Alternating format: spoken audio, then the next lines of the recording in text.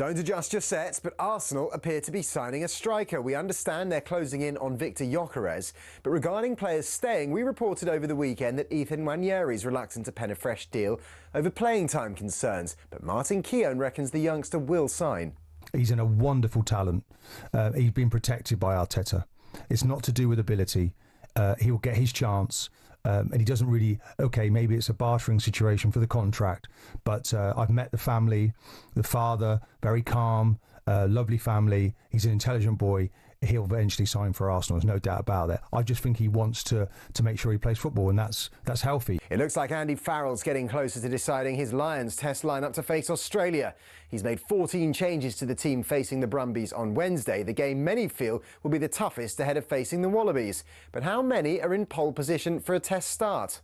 Obviously you know what the tour schedule is, we're not stupid, but I think attack it this week. I think for us it's about making sure the team wins. Like the team wins no matter, and obviously if we play well that will help the team, but the team has to win.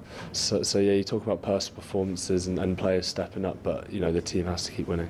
It's simply not good enough. The words of Wimbledon runner-up Nick Kyrgios when asked about the faulty technology at the championships this year. It's the greatest tournament that we have in the world. And this is exactly why I thought that Wimbledon shouldn't be trying to incorporate the electronic line calls, especially. I feel like they almost rushed it this year. And who do you suppose Daniel Dubois' promoter thinks is going to win his heavyweight clash with Alexander Usyk? Usyk's a formidable fighter. He's a tough guy. And I think he's going to come out guns blazing. I think when that first bell goes, I think he's going to come out and I think he's going to really try and put it on Daniel and take him out of his strides. But for me, I think that Daniel he's always had the equipment. I think he's now got the mental capabilities to do the job. They'll meet for the second time next Saturday. That game between the Lions and Brumbies is exclusively live on talkSPORT 2 on Wednesday morning.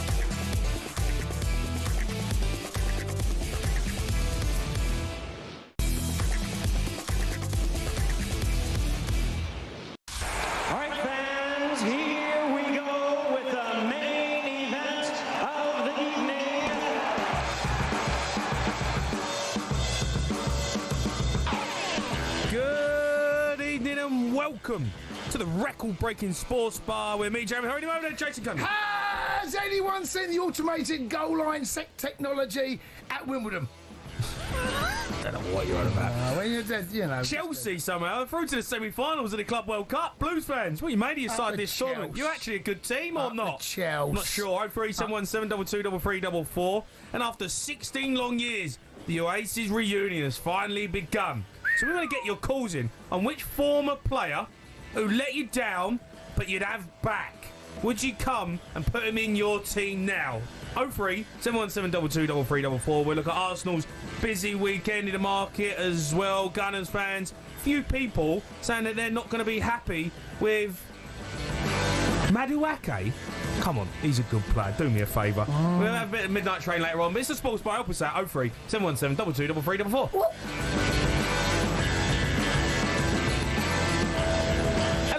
Hello, mate. I said goal line technology. That's a little bit poor from me. Yeah, I mean, what are you doing? What are you on about? I know. You come out with some garbage already. You've been on the show 30 seconds. Yeah, not good from me. It was... First mistake on a Monday. Yeah. Cundy, 30 seconds. It was technology, call line technology. I'm trying to find it now. Whatever they use. Anyway. Oh, change of the line call controversy. Wimbledon announces change after line call controversy. It was an absolute shambles, Jay. Was it a shambles? What was going on? Go on. So it was Sonny Cartel against our opponent. Okay. Okay, Sonny Cundy, I was watching that, and the ball goes out of play, right? Yeah. And the line judge, Yeah. because there's no human line judges, There's no human line judges now. doesn't call it because it's technology, right? Right. But the umpire sees it and he calls it, and the ball is out. He Right? calls it out? He calls it out. Right. But then everyone's a little bit like, what's going on? What's going on?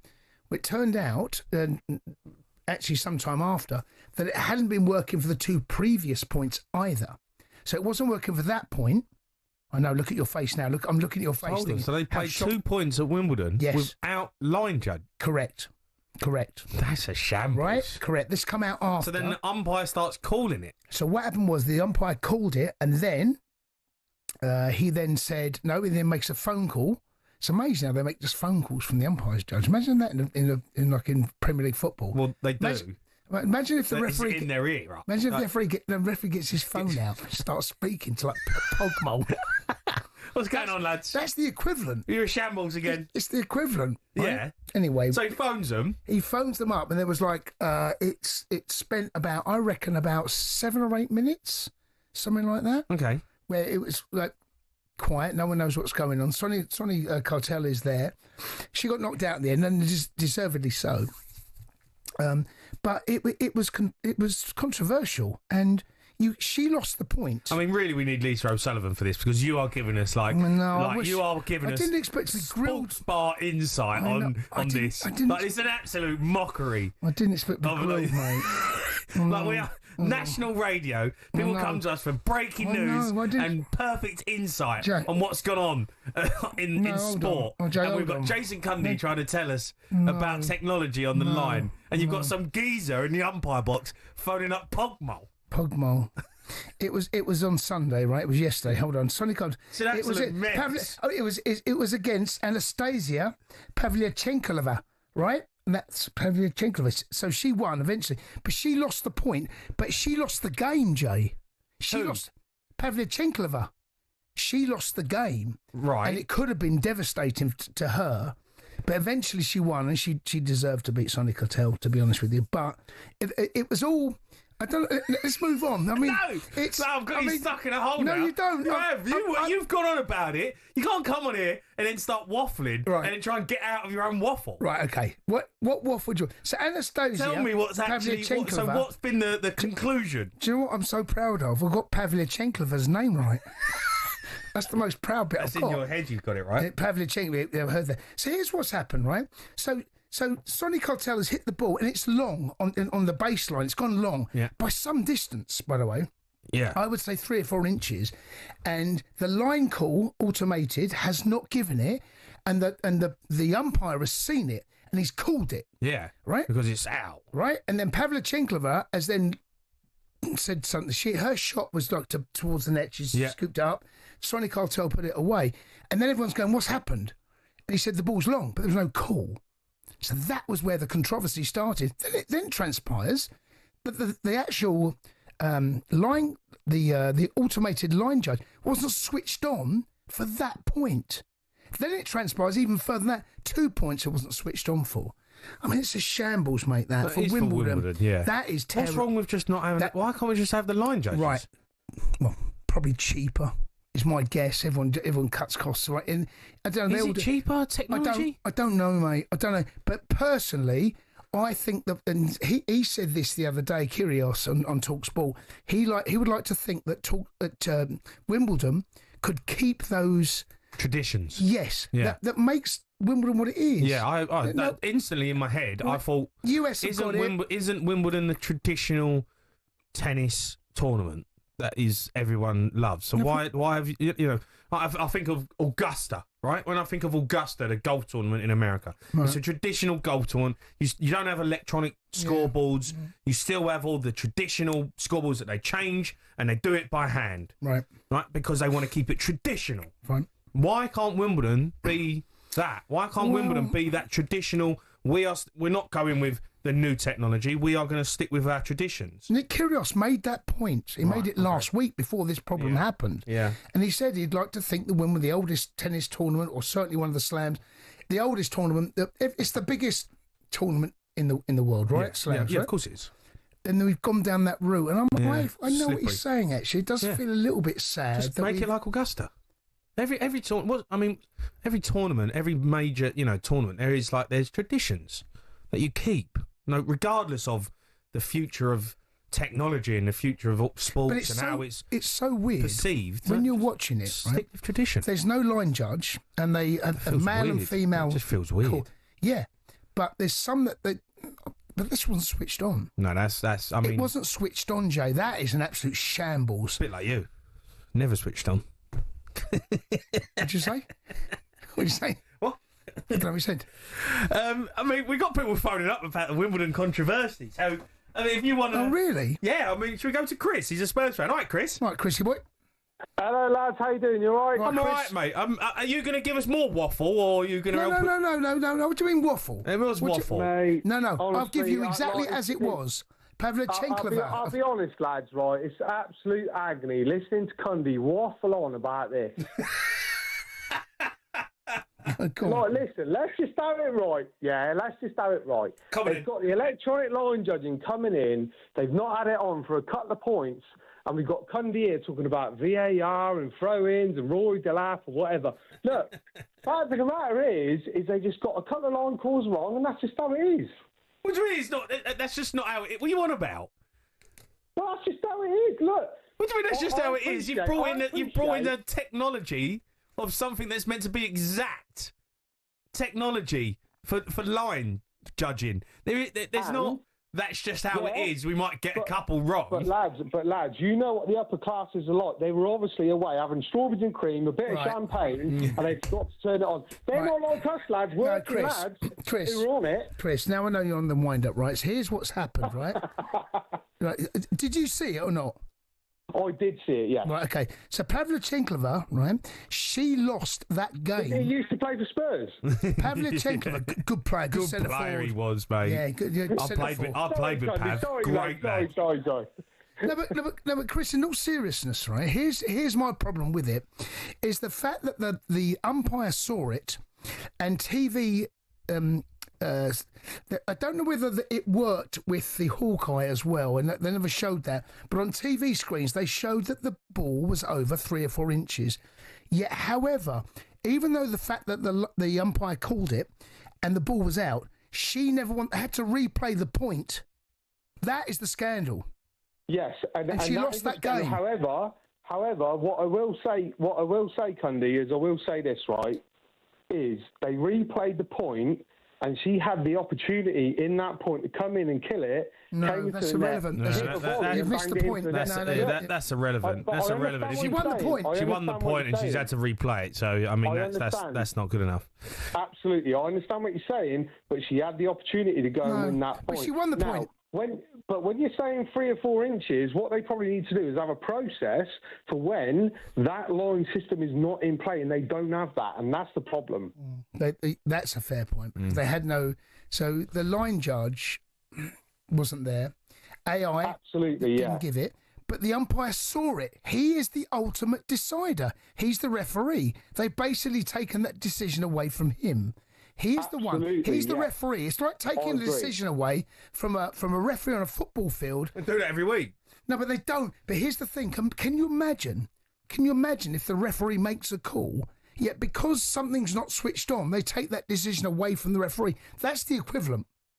Well, to be fair, it's even bigger than this, because what we're talking about is an individual's livelihood and ability to make money. So it's even bigger than that. It's not about a football team. It's about that individual's livelihood, and that's what it's impacted. So I do agree with you, but they need a contingency plan for when it's not working. It just goes to show, actually. Chris, thanks for your call. Broadening the issue right now, actually, what it really does goes to show is that the technology will let you down like humans do. Right? So we all have a pop at referees. We all like to have a dig about linesmen, about getting decisions wrong. About technology's not going to let you down if you turn it on.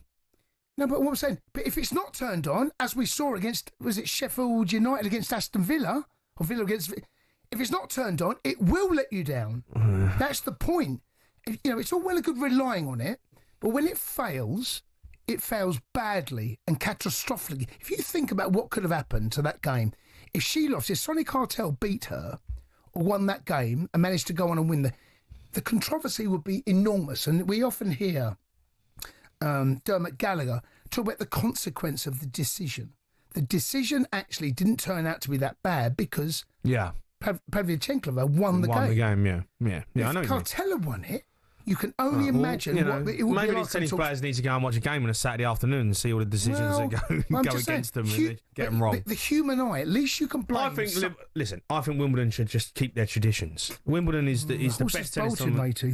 Yeah, but you can just go back. It's happened. No. I disagree with all this rubbish that we have to deal with. Oh no, the genie's out the bottle. The horse has bolted. We got to go with it now. No, if it's not right and we don't like it, we'll go back to what we did. But who's we? Well, tennis fans, paying customers. But who are we? You can't talk. You can't talk on behalf. The royal we, like everyone, or is it you, us, your friends? Well, everyone who people who are involved at Wimbledon, people who make decisions, people who pay to go and watch it, the people who are playing in it. Would you? You know, you say that, with football in general, we go on about, that the horse has bolted, genie's out the bottle, with a VAR, that's it. It's done, mate. It's done. Yeah, it's done. It's okay, over. Right, but if something's not working and we don't like it, why can't we go back to what we did like? But everyone goes on about but everyone goes on about past experiences of having the Premier League. It's at its peak. The football's at its peak. Well, why can't we go back there then? To go back to what we liked and what everyone enjoyed and what worked and what made it so great. How do we make that happen? Well, I don't know. I don't know with football. I'm not far behind you, by the way. I don't know. But with Wimbledon, my answer would be a pretty simple one. Bring back the line judges and keep it traditional. You know what? We've tried this. We've tried to go with what the future holds. But you know what? We're Wimbledon. We're the biggest tournament in the world. And we're going to stick to what we like. I agree. Like Augusta. I agree with you. I 100% agree with you. But in football, that's not going to happen. Because tournaments... you can have your own tournaments. You can do what you want to do at Flushing Meadows, at Roland Garros, wherever you want to be. Wimbledon. In the world of football, FIFA decides how this is going to be at the very highest level. Yeah, I agree with that. Right, we're going to take some calls that people have phoned up about. If you can, we're going to probably try and talk about Chelsea as well because they're in the semi-final as well. We want to do a show on players that have wronged you in the past that you would forgive and bring back to your club now. My obvious one would be Sol Campbell. Jason Cundy? Don't want Jason Cundy back. Is there Spurs fans that would have Sol Campbell back to play in Tottenham's team now? 03717 22 3344.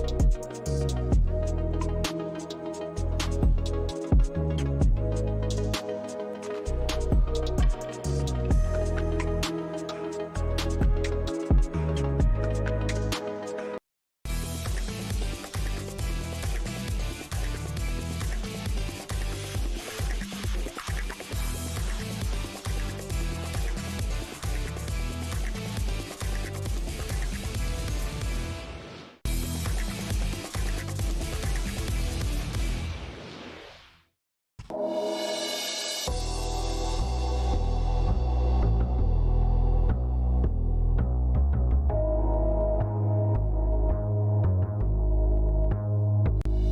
are listening to the Sports Bar on talkSPORT. Me, Jamie O'Hara and Jason Cundy. We're going to discuss Arsenal's busy weekend after the Gunners have wrapped up the signing of Martin Zubimendi. It looks like Gyökeres is on the way as well. Chelsea are through to the Club World Cup semi-finals. They beat Palmeiras 2-1 over the weekend. They're going to play Fluminense in the semi-final, live and exclusive right here on talkSPORT. Me and Cundy will be taking calls after it. Blues manager Enzo Maresca has been speaking to the media ahead of that one. He spoke about what he's learned from already playing 2 Brazilian sides in the tournament. There are 2 things that for me is very clear in the 2 games that we face Brazilian team is that the quality from Brazilian player is probably the top, is the best quality. And at the same time, the other thing that for me is very clear is the energy that you have in this moment compared to other teams that for different reasons we don't have. So for me it's the quality and the energy from the team. Yeah, there's Enzo Maresca speaking about that. Before we go and take your Chelsea hat on and all that and talk about Chelsea, we've been talking about the line judges incident, and it is a story that has actually grabbed the attention of a lot of people because it's obviously a bit of a shambles. Cundy comes on here and talks even more waffle about it. But Tony's phoned us up. He's a Luton Town fan. All right, Tone? All right, Tone. Tone? Oh, he's dropped off. I mean, what are the chances of that? What is that? He's literally on air. Did we get Tony back? Did Tony bottle it, do you think? You reckon he bottled it? I don't know, but he's there for a while. We see him, and then we bring him to air, and he might have gone, put the phone down. What does bottle it mean, by the way? I don't know. Don't know where it comes from. Where does that come from? You bottled it? Don't know. It's a good question. That's a good question, right? What does bottled it mean? You as a Spurs fan should know. Well, you know, you get all these sayings, right? Some of them make sense. From me, that is poor from you. Terrible. But you know, like I think, what does that mean? Where does it come from? I'm trying to figure it out. Glass, something to do with glass. You bottled it. You dropped it. You dropped the. Yeah, you're about to drink it. I don't know, Jay. I don't know. It's a weird one, right? Yeah, it's a good question. Maybe Kenny will know. He's a Charlton fan. He's phoned us up, right, Ken? Right, Ken. Evening, guys. How you doing? I'm all right, Ken. I mean, you're a man, you know, full of wisdom. What does bottled it actually mean? Where's it come from? Bottled it. Oh, that's a good question. I'm not actually sure the origin of it, but okay.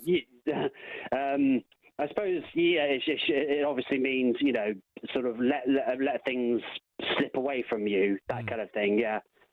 Okay. You said obviously, but you didn't know about it in the first. So. Ken, you phoned us up. I'm guessing you're talking about the line judge. No, I'm going to be giving out my player who has let me down in the past, but I would have back. Go on then, yeah, because that is basically what we were meant to be doing until Cundy started going off on his own tandem. Sorry. So, well, there are a few players that I have in mind revolving around the Roland Duchâtelet era. Cool. Well, one player that sprang to mind was Anil Koch. Now, I'll give you a bit of background about Anil Koch. He basically was a Standard Liège loanee, a Charlton loanee from Standard Liège, and he didn't make a single appearance for us into 2014. Right. Like, he didn't play a single minute. And nowadays, I would be curious about how he's progressed. Like if he wasn't owned by Roland Duchâtelet, if Charlton weren't owned, how he would have performed then or now, if that makes sense. So, but he didn't play for you. Pardon? But he didn't play. No, he never played for us. No, but if under a different ownership, would he have played better for us, etc. Another player that sprang to mind is Johan Berg Gudmundsson, who played pretty well. Who was one of the only shining lights of the Roland Duchâtelet era. But of course, he left for Burnley in 2016 after Charlton got relegated. He was a good player. Yeah, he was a good player. Yeah. Yeah, but he didn't wrong you though, did he? I'm looking for a player that wronged you. Oh, Kenny's not happy. You know, like a player who's like let you down. Like, I've got a message here from Neil. He's messaging prime Fernando Torres. Someone like that. You know, he went to Chelsea. You know, I'm sure Liverpool would have him back play up front. You know, like something like that. You know, that's when you think about it. You know, I said Sol Campbell. I don't think there's a Tottenham fan out there who would say no.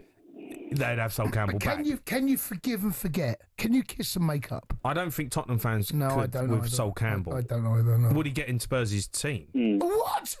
What do you mean? What do you mean? What do you mean? Well, if you said Sol Campbell right now, you know, would he in his peak? Was he better than Romero and Van der Ven? Well, he's not, in my opinion. He's not better than Romero. Why are you looking at me like that? I mean, why are you looking at me? Am I supposed to answer that question? Well, yeah. I mean, you want me to answer it with a straight face? Well, you're looking at me like I've said the most ridiculous thing ever. Well, because you know, like Sol Campbell for me, he was a great player. Don't get me wrong, he's a great player. But Romero's won the World Cup. Van der Ven's... Romero's not better than Sol Campbell, Jay. Please stop. Is that what you're trying to peddle here? Well, I think there's a good argument. You think Romero's better than Sol Campbell? Well, he's won the World Cup. Romero's won the World Cup. Is he better than Sol Campbell? He's won the Europa League with Tottenham, which is, you know, a remarkable feat in the fact that Spurs are rubbish. Is he better than Sol Campbell? I think Romero... I'm going to say yes. I think Romero's better than Sol Campbell. And I'm not just saying that because I'm looking for an argument. I just... You know, if we're talking about players that have wronged you and you're going to come back, and I put it out there about Sol Campbell, but you've made me answer a question I didn't really want to answer. I don't think he'd get in Spurs' team. Sol Campbell doesn't get in Spurs' team. Romero and Van der Ven are amazing players. All right? Okay. Jay. You're not having the argument. Come on, matey. What do you mean? Sol Campbell was not better than Romero. Romero's better than Sol Campbell. Mate, if you put Romero in the era that Sol Campbell played, Romero would be one of the best players in the world. Put Sol Campbell now. What's Sol Campbell worth now? Yeah, a lot of money. Yeah, he's a top player. Jay, come on, matey. Is he that good? Sol. Come on. You joke. Listen, let me tell you about Sol. Listen, I'm saying he's a great player, but come on. Is he that? I mean, you know, no one talks about Sol Campbell as like a... You know, in a World 11 or a Premier League 11, you go John Terry, Rio Ferdinand. Fine. Sol Campbell. Tony Adams. Okay, fine. But no one's talking about Romero Vincent either. Company. Sorry, who mentions Romero in the same breath? No one's... You could argue that you could put Romero in a Premier League 11 now. No? You're looking at me like... I'm going to leave the studio. I'm looking to see how close the door is. I've just turned around thinking, how quick's my exit? Jay, come on, matey. Mate, Atletico Madrid won him for 70 million. Fine. How much do they pay for Sol? Jay, come on, mate. Come on, you don't do this. All right, okay. Don't do that. No. I'm just saying. No, don't. I'm just saying. Stop, I don't. Stop saying. I think Romero's, a brilliant player. I'm not saying Sol Campbell's not a brilliant player. Okay, who's better? Romero. Cundy wants to leave. Then I can stop talking by drinking water. Okay, well you can have your say of that. A player that has wronged you, would you take him back and get him playing your team now? Would he get in it? 03 717 22 33 34.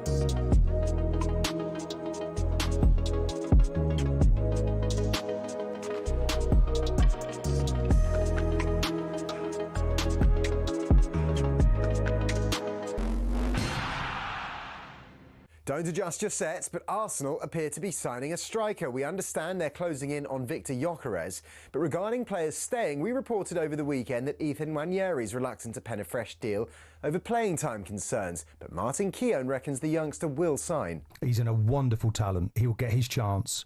And he doesn't really, okay, maybe it's a bartering situation for the contract, but I've met the family, the father, very calm, lovely family. He's an intelligent boy. He'll...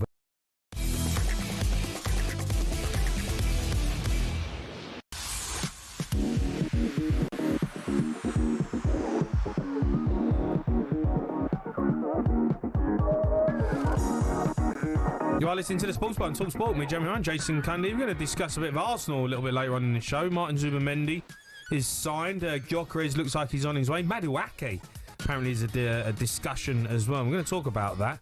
But after 16 long years, the Gallagher brothers, they returned to the stage at Haaaaas, reunited in Cardiff. Looked unbelievable. Cannot wait to go.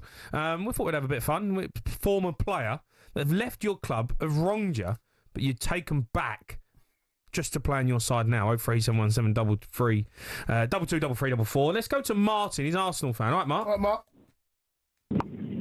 Hi there, lads. How are you, mate? Are you good? Yeah, good. Great show. Thanks, mate. Yeah, great, thanks. Mark, go on. We're talking about players who you'd have back at your club that have wronged you. Who's your man? It's a controversial one. For my fellow Gooners, but I'll go Robin van Persie, especially in today's climate where we're banging around for a striker. Ooh, sure. I think I'd bring him back, stick him up front, and he'll do the business, mate. He'll deliver that title that we need. I mean, he did do you over, though, didn't he? He did, but it's a tough one. He left you, went to Man United and won the title. No, and we gave him a guard of honour and all. But I think I'd bring him back. I think he's one of the ones that, we're quite bitter about him. But you think about what he's given, especially what he gave Man United. We'd have someone like that at the top of the pitch. He was the difference maker, wasn't he? The year that Manchester United lost the title against the 2021, 2012, I do apologise, where Manchester City won the title and goal difference on the last day of the season, the Aguero goal. Man City won it and goal difference, right? Yeah. In the following season, Sir Alex went out. I don't think he spent much, Martin. I think he spent about, was it 15 or was it 25 million? It might be 25 million. It wasn't a lot of money. I think he year left in his contract.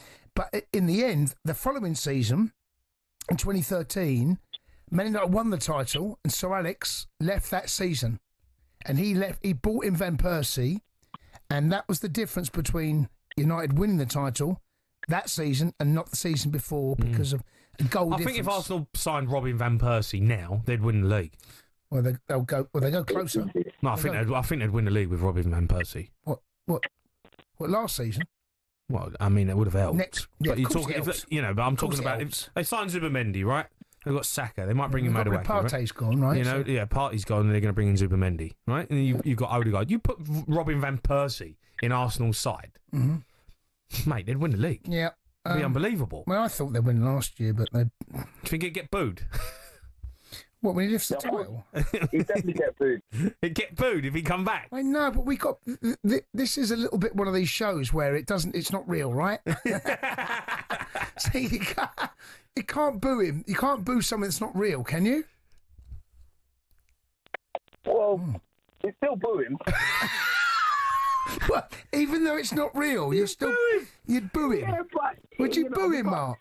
Well, for the first couple of games, we'll give him a bit of stick. But once he starts letting it, we'll let him off the hook. You can't, hold on, let me get this right, right? So he comes back now in prime Van Persie, right? He's getting booed, mate. Prime Van Persie. I know this is not, but he comes back. But you're getting prime. You're getting the best of the best. Robin Van Persie, right? Okay. Yeah, but he's coming back, all right. Yeah, but you can't boo him. We can boo him. It's football, isn't it? Can't boo him. Football fans are crazy. We want him back. We'll have him back. and we'll win the title, but we'll boo him on the way of doing Well, just it. the first few games. First few games, How we'll do you give him think, some how do you stick. think he's going to settle then? Once he starts letting the few in, then we'll He starts let whips him one off. with his left foot straight in the top stand. He scores a hat-trick first half hour. I'll tell you what, we got the first game of the season against Man United. Once he scores against them, we'll let him off the hook. Yeah, it's a good shout. It's a good shout. Mark, great call, mate. Go on. Can I just add, Jamie, I just want to say, give your head a big wobble, mate. You can't say that Van der Ven nor Romero is better than Sol Campbell. Well, listen, you are really bitter. It's not even being bitter, right? All I'm saying is, I think in the modern game, Sol Campbell's a brilliant centre half, right? An amazing centre half, and I'm not taking anything away from what he's achieved. But my argument would be, as again, this isn't real, right? Sol Campbell's not going to come back to Tottenham, because if he did, he would definitely get booed. But in the modern game, Sol Campbell was more of a win it, head it, strong, quick. But when you're on the ball, he'd pass it to the better players. He'd give the ball to Vieira. That's fair. Right? That's fair. That's a fair assessment to be. That is fair. In the modern That's game, fair. I think Romero and Van der Ven are better suited. Van der Ven's a better player. You got a point, but I'll still take Sol Campbell. Well, of course you would, but I think that the best partnership out of the three is Van der Ven and Sol Campbell, mate.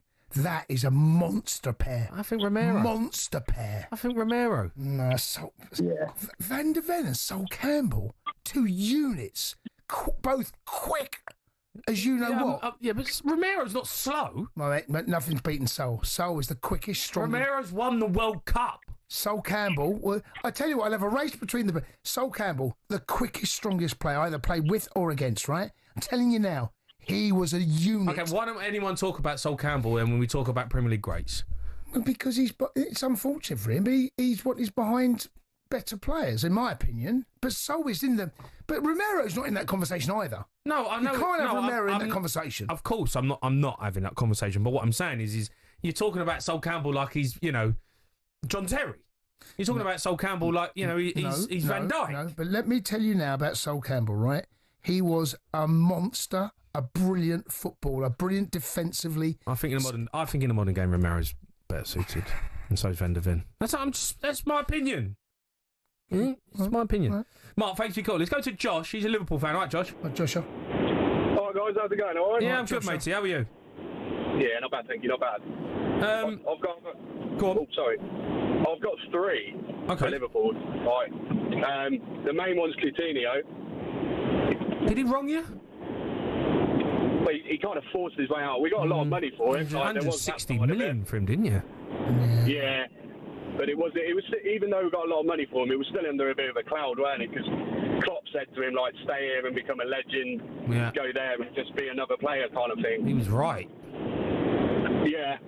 Didn't really work out for him at all, did it? Did Klopp say that to him when there's 160 million on the table? I don't know whether he did, It might have just been a paper rumour or something. I don't know whether he did.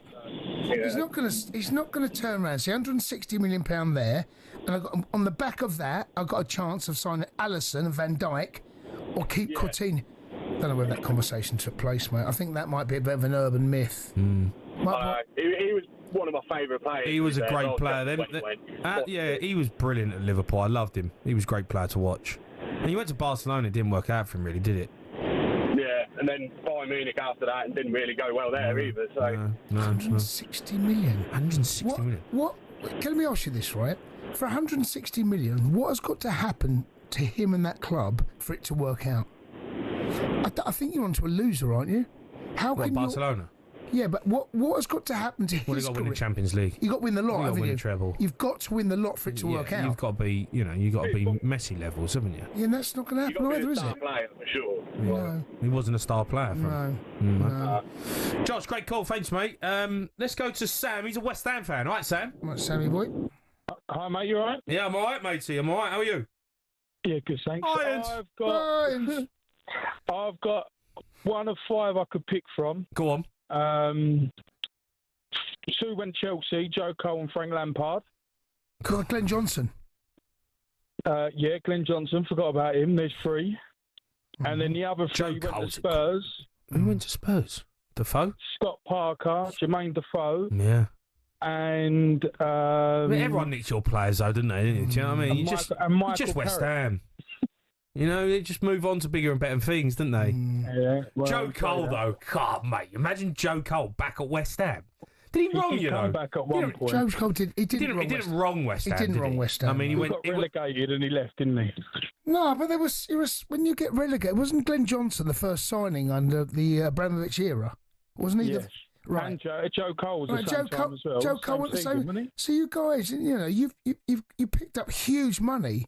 You know, Glenn was in his infancy at West Ham. I think he broke in either the year before or the season before that, and was still very much a young player. Joe was established, or becoming established.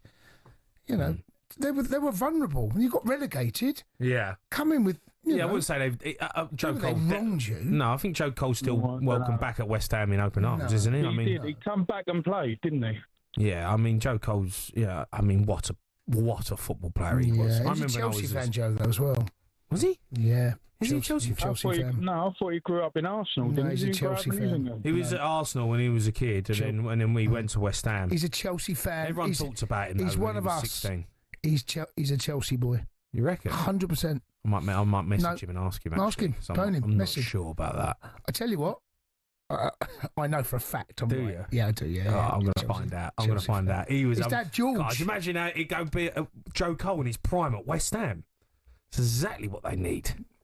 Yeah. Exactly. The thing is, though, he'd only stay there for 6 months. He gets sold in January. Yeah, I've had enough of this. You sent him again in January, though. That's the problem. Sam, thanks for your call. Keep them coming in. There's a player who's wronged you that you'd have back at your football club to play in your team now. 03 717 22 33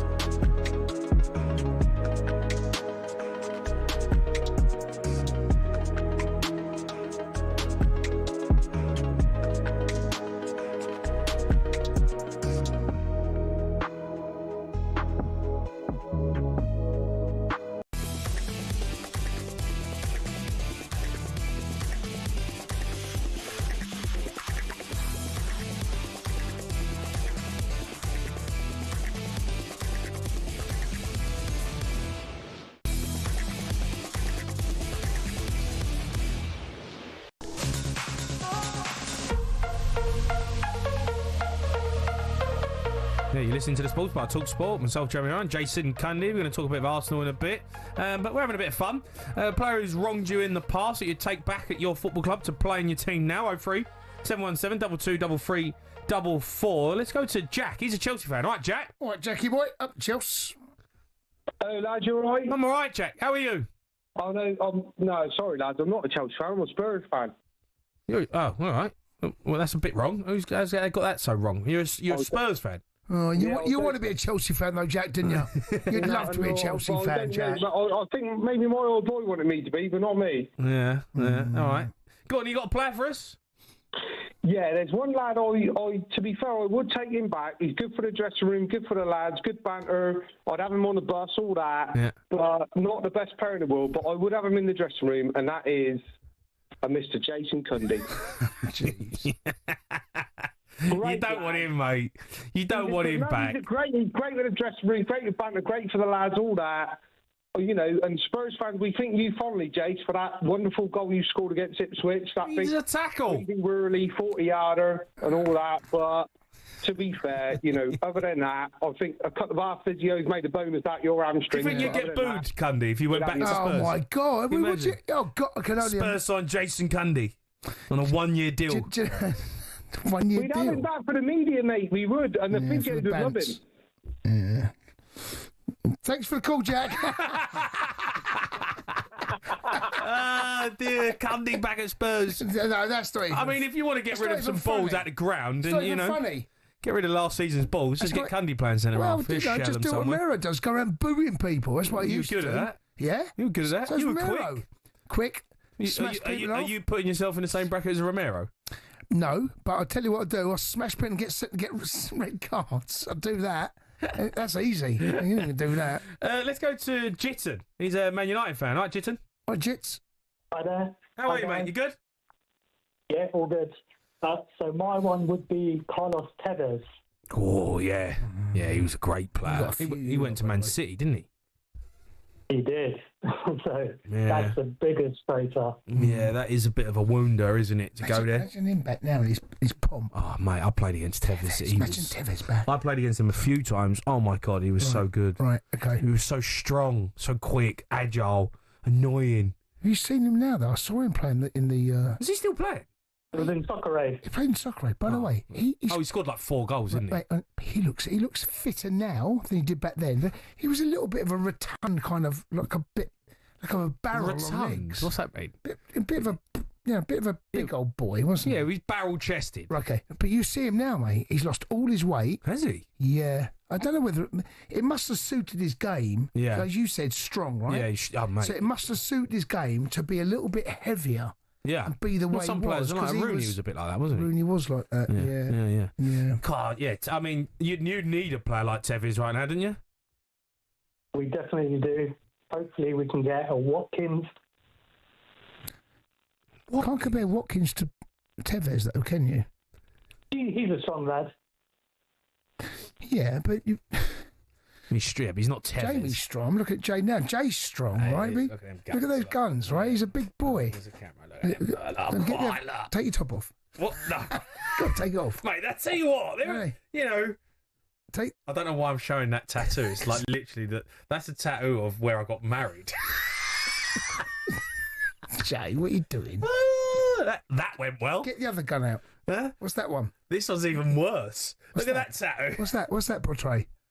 What is it? It's a popping bottle of champagne. I'd done a TV show. MTV's just the tattoo of us, and my mate put on a champagne bottle. Why is it going that way? Going into your armpit? I don't know, because he said I'm always popping bottles in nightclubs. He's an idiot. He's just being stupid. Yeah, they're bad tattoos. They're bad tattoos, but they're under my arms. No one sees them, do they? Well, they just did. No, they have now. I can't believe I just did that. You wait till the socials put that out. Oh, God, don't. Why have you done that? I don't know why I did that. Anyway, let's get back to Tevez. Do you know, like, my missus keeps saying to me, she goes, are you going to get that covered up? Do you know what that is? You'll know where that is. I know exactly. It's Syon Park. It is Syon Park. I can tell. Yeah. Tell by the dome at the top. Syon Park tattooed on my arm. I'll just say to people, they go, what's that tattoo? I say, that's my house. Yeah. I lost it in my divorce. Disaster tattoo. Oh, dear. Let's go to Faddy. He's a West Ham fan. Faddy? All right, Fads. How we doing, guys? You all right? I'm all right, mate. How are you? Yeah, not too bad, not too bad. Got any shocking tattoos? Yeah, we won't get into that. That will have to be a conversation for another day. Okay. Just a quick one before I tell you my player. Sol Campbell and Romero conversation is crazy to me, because if we put them into a legendary status, Sol Campbell hits top 10. Romero don't even hit top 20. Yeah, but that's because he's current player. Do you know what I mean? Yeah, but it don't matter. In 10 years' time, are you telling me Romero is going to be in the top 20? Absolutely not. Sol Campbell will still be most likely the top 10. Okay, and then, I'm a Tottenham fan, but he plays for Tottenham. He ain't, you know, if Romero was at Liverpool, right, playing alongside Van Dijk, and he'd won the Premier League title twice, and he'd won the Champions League because he could play for Liverpool's team, right? You would put him in a top 20 because everyone would be talking about him as, you know, an unbelievable football player. But the fact that he's at Tottenham is the reason why you wouldn't put him in there, because Tottenham don't win anything in the Premier League. So you can't have greats. But the only reason why he can get into Liverpool's team is because the centre-backs that are with Van Dijk ain't good enough, right? So you're putting him in the same category as the centre-backs that they've got currently, because that's his level, right? He's got, if you put Sol Campbell with Van Dijk, like, now you're talking about unbelievable partnerships, because Sol Campbell is in the same category of kettle of fish as Vidic, Ferdinand. He's in that, where Romero is in your second choice of centre backs. Right. Well, I mean, look. Let's talk about West. Let's talk about West Ham. Yeah. So my player, and this is going to be crazy controversial, but he was unreal for us. We like these. Is Dimitri Payet. I mean, why is it crazy? So Dimitri Payet is now known as a snake. Yeah, I know, but that's the whole point of this conversation. He obviously, So he obviously left us for money. But there was a lot of reasons why he left us. But a lot of it was he done it at the wrong time, and for me, he left in the wrong way, right?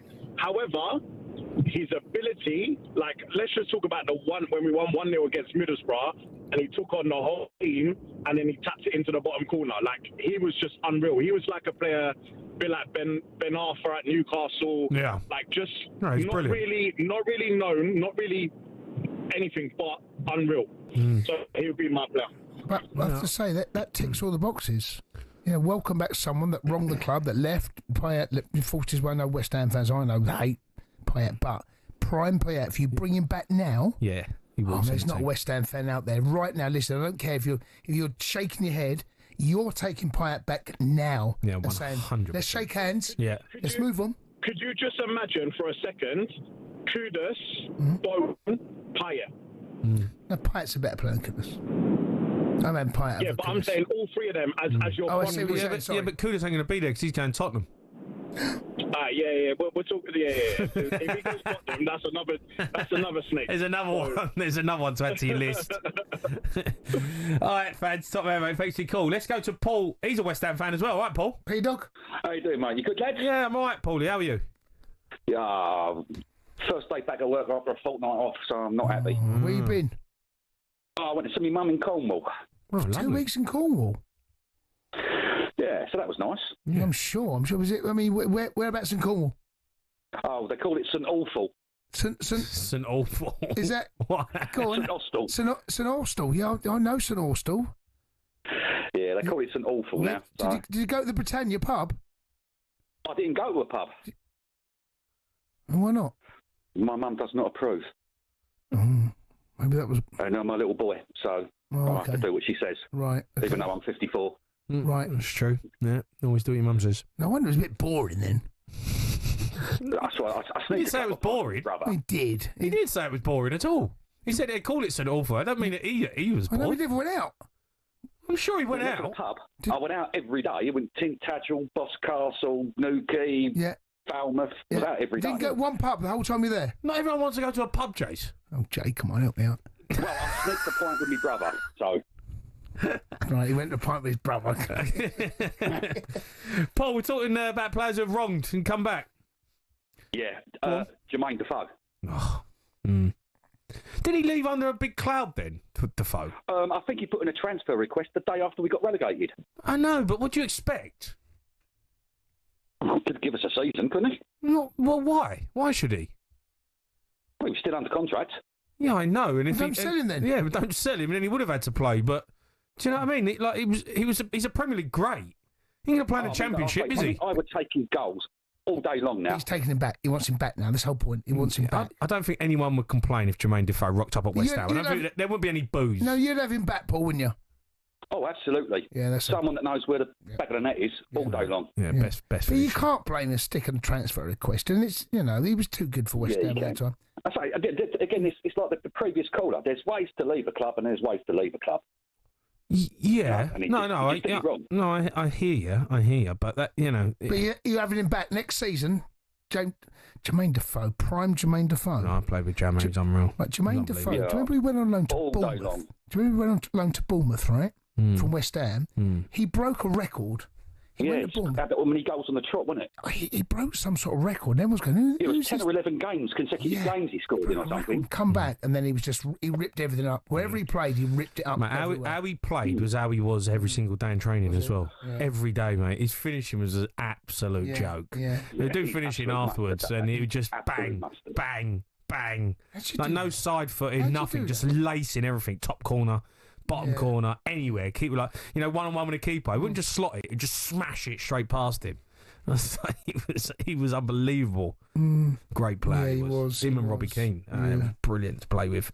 Paulie, thanks for your call. We continue doing this. You want to give us a call? We're going to also talk a bit of Arsenal as well. They've had a busy weekend. You're listening to the Sports Bar on talkSPORT with talkSPORT Bet. Download the new talkSPORT Bet app today. 18 plus. We go and dog.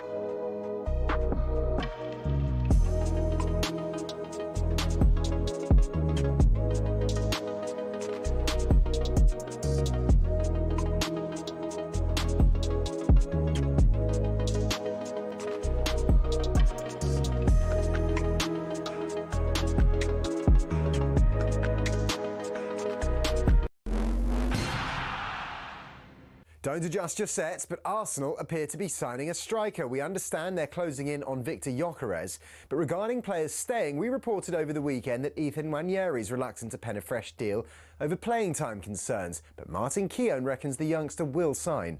He's a wonderful talent. He's been protected by Arteta. It's not to do with ability. He will get his chance. and he doesn't really, okay, maybe it's a bartering situation for the contract, but I've met the family, the father, very calm, lovely family. He's an intelligent boy. He'll eventually sign for Arsenal. There's no doubt about that. I just think he wants to make sure he plays football, and that's healthy. It looks like Andy Farrell's getting closer to deciding his Lions test lineup to face Australia. He's made 14 changes to the team facing the Brumbies on Wednesday, the game many feel will be the toughest ahead of facing the Wallabies. But how many are in pole position for a test start? Obviously, you know what the tour schedule is. Like, we're not stupid, but I think, yeah, attack it this week. I think, you know, for us, it's about making sure the team wins. Like, the team wins no matter, you know, and obviously if we play well, that will help the team, but the team has to win. So yeah, you talk about personal performances and players stepping up, but, you know, the team has to keep winning. It's simply not good enough. The words of Wimbledon runner-up Nick Kyrgios when asked about the faulty technology at the championships this year. It's the greatest tournament that we have in the world. And this is exactly why I thought that Wimbledon shouldn't be trying to incorporate the electronic line calls, especially. I feel like they almost rushed it this year. And who do you suppose Daniel Dubois' promoter thinks is going to win his heavyweight clash with Alexander Usyk? Usyk's a formidable fighter. He's a tough guy.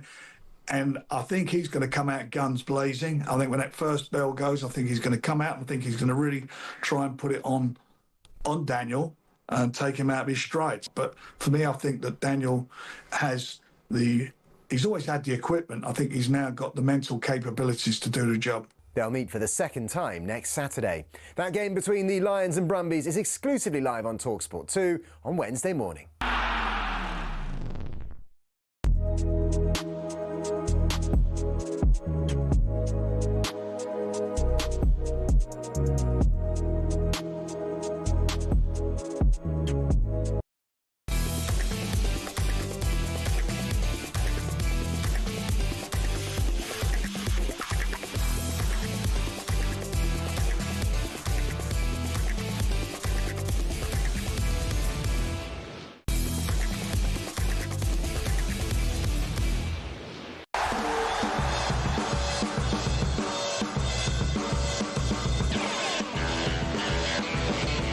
Good evening and welcome to the record-breaking sports bar on talkSPORT. I'm Jamie O'Hara and Jason Cundy alongside me. We're going to be joined by European football expert Kevin Hatchard in a bit to run us through some of the latest transfer stories. But first, we're going to turn our attention to Arsenal. We've had a busy couple of days over the weekend. The Gunners have announced the signing of Spain midfielder Martin Zubamendi for £60 million. They're also close to completing deals for Gyökeres and Chelsea winger Noni Madueke. talkSPORT's chief football correspondent Alex Crook joined the breakfast show this morning, had this to say on the Gunners finally signing a striker. Yeah, it feels like they've signed Zubamendi 10 times over in this summer transfer window because it took a long time for the official announcement. But as you say, that came yesterday, 5-year contract for him. Very shortly after, we found out that Victor Gyökeres is moving, we believe, towards a positive move in terms of joining Arsenal. We reported actually during Royal Ascot, middle of June, that Gyökeres had told his inner circle that he expected to be an Arsenal player. No fee agreed yet. We know that Sporting are holding out for a package worth in excess of €80 million. I think Arsenal are trying to get it done for slightly less than that. He has verbally agreed, Gyökeres, a 5-year contract. And this is the one signing that Arsenal fans want, isn't it? Because it's been a long time, as Max was saying in the sports bulletin there, 3 years to the day almost since they signed an out-and-out centre forward. Mikel Arteta, in fact, with the arrival of Kepa Arrizabalaga, has signed more goalkeepers than he has forward players. And this does feel like the missing link, someone who's got that little bit of English football experience, albeit in the second tier with Coventry, but someone who's gone away and proven himself in Europe and in the Champions League as well. In terms... Yeah, that was Crookie talking about Arsenal. What do you make of Arsenal's business if they get Gyökeres over the line? They've got Zubamendi. I mean, two really good signings. Madueke as well. I think that's a really good signing, Let's talk Gyökeres and Zubamendi to start off with. So we spoke to Arsenal fans. There was an Arsenal fan that was losing his mind, about 10 days ago? Yeah. So when, the beginning of the month, we're saying sit tight, the window's still open. And this is football. All football fans, this is a message. The window's not shut. When the window shuts, there's 10 days before, if you haven't got the players, then you might have a little bit of a wobble. Arsenal fans are the best at it. In fact, that's not fair. all football fans the best at it, but Arsenal will appear this summer the best at it because they're worried. They've seen what's happened in the past. They've seen the striker last 2 seasons. Hasn't happened. They brought in Kai Havertz. Kai's not a number 9. I've said that all along. He's not a number 9. No. He's a brilliant footballer and can show moments of individual brilliance. He ain't a number 9. He's not that player. Don't hang your hat on that number 9 because he's not that player. No. He can do brilliant stuff. He needs someone to play off. He's in between the two. Gyökeres is someone they need. He's an out-and-out number 1, number 9, right? Mm-hmm. And Arsenal fans should be really relieved and excited about what this boy can bring, right? No one knows what he can do in the Premier League. The league's different, Jay. Yeah, I know. Everyone talks about what he's going to do, how he's going to play. Well, Nunes ripped it up at Benfica, wasn't he? You spend money, right, in the Premier League. It doesn't guarantee you're going to get that player. We have to wait and see how that player develops. Yeah. From what we've seen of Florian Wirtz and Gyökeres, there's no reason why at the clubs they're at, especially Liverpool, right? They're the best side in the country. Arsenal come close. They keep getting close. Always the bridesmaid. He might be that player that take him over the edge, getting there. Partey's left, right? Zubimendi's got to come in. So they've replaced like for like or something similar to that. In terms of Madueke, right? I'm a fan of Madueke, right? He gets a lot of stick from Chelsea fans. I know a lot of Arsenal fans aren't particularly impressed with what they're signing. Here's what I will say. He's a versatile player, and at the end of last season, Madueke was in Chelsea's best 11. But what he did, he moved from the right to the left, and he was as effective on the left. He's a left footer, so you like to see the left footer on the right and right foot on the left. Modern right, day, in the modern. Actually, what he did, he done well for us, and he offers an attacking threat. What he is, he's direct. He's got one thing on his mind: can I attack the fullback? And when you're that type of player, the chances are you are at times going to give the ball away because you take risks. You're now a 1v1. Yeah. And it's hard to beat the fullback every single time. It's almost impossible to beat him every single time unless you're Messi. Yeah. Right? So therefore you will lose the ball, make wrong decisions. At times he did that. I like Madueke, and I'll be disappointed to see him leave because of his versatility from the right to the left. With the introduction, are Arsenal fans really not happy about him though? I don't know. Ask them. But the ones I've seen and ones I've spoken to, they're a little bit like, meh. I'm like, mate, he's a good player. Here's what he does. He can play on the right. Yeah. Here's the thing with Wanjeri. This is really interesting. Wanjeri apparently wants assurances. You can't give that young kid assurances you're going to start because you've got Saka, the best wide player, English wide player in the country, right? On the right-hand side. Then on the left-hand side, there's a number of players.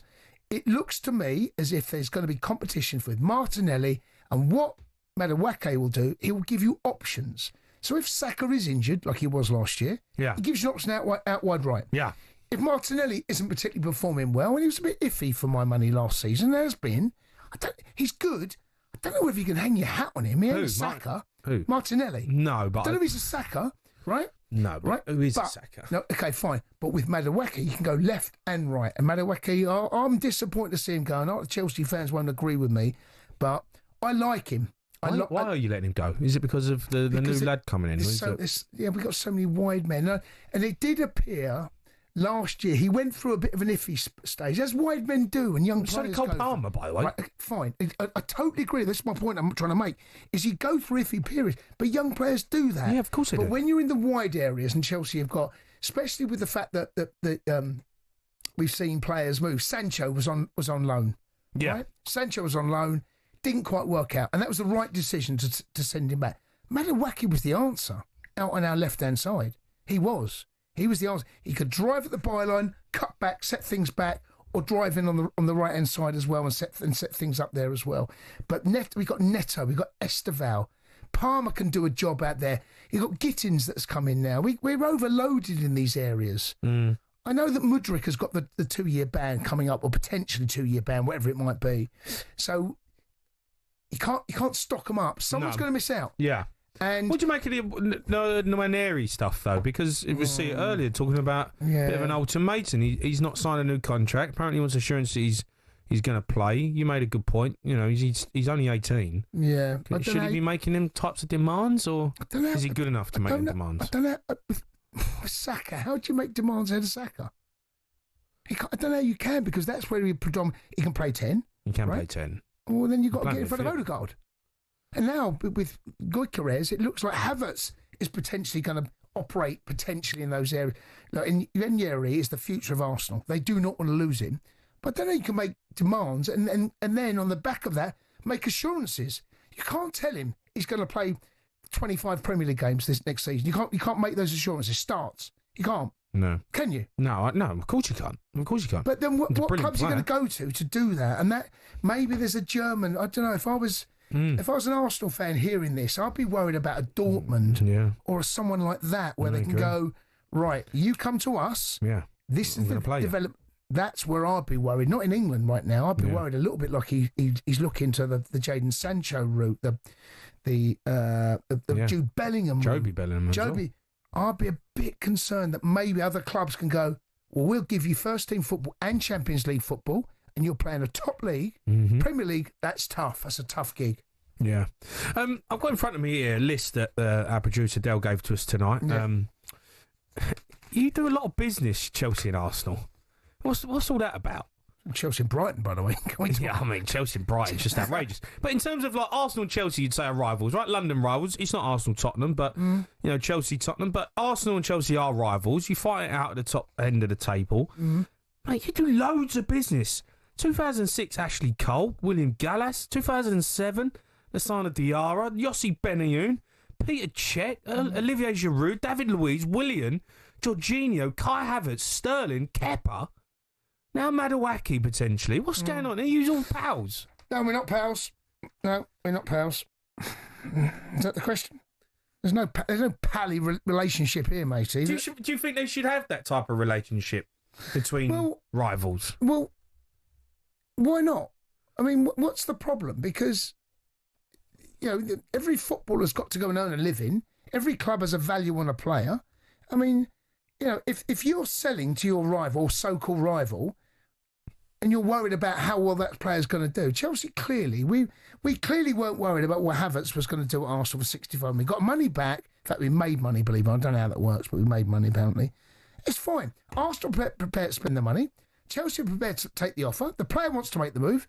Why would you stop it? What's the problem? Where is the problem? I mean, yeah, you say that, but Tottenham wouldn't deal with Chelsea. You have. Who have we signed? Gallas. Me.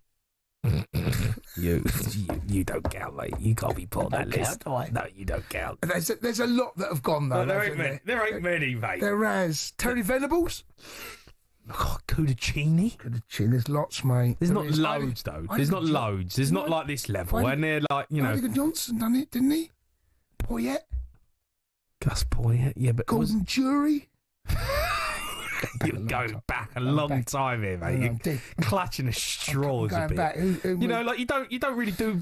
Tottenham don't look to do business with Chelsea. But who cares? Why do you care? Well, the fans care. The fans don't care. The fans couldn't wait. Honestly, the football fans, the modern day football fan, love to take the social media like, "Oh, thanks for giving us this player. Well done. We pulled your pants down." And then 6 months later, the other fans pile and go, "How's the deal going, by the way?" Well, yeah, that's exactly what happens. I know, but do you know what I mean? But if Kai Havertz ends up winning the Premier League for Arsenal, he's made the right call. He won the Champions League with Chelsea, right? He's clearly a man that knows he's a good player, right? I do question parts of his mentality in his game and his consistency. I do. Man, do you feel like Arsenal though are taking a bit of the old the bottom of the barrel players from Chelsea? Jorginho, Kai Havertz, Sterling, and Kepa. There have been. Do you know what I mean? On the back of that, right? Bit of a weird one. There have been some moves. The Gallas and the Ashley Cole one. I don't quite know how that worked, right? But was it a swap deal? Was there something involved? Because Ash went the other way. I don't know about that. Lassana Diarra, by the way, he was a good player. Did you play with him at Pompey? No, I played against him. It was like running into a brick wall. He was a good player, right? What do you mean he was a good player? He played for Real Madrid. I know. I mean, the Petr Cech thing, but Oliver Giroud, here's the one that really makes me laugh. Oliver Giroud for 15 million. He ends up winning the Champions League with Chelsea. I mean, that's a big... Well, I mean, and then, I don't know. You know what happened? Arsenal won the Europa League against Arsenal. He did. He scored in the final as well. I was there in Baku. He scored. Scored, Jay, in Baku.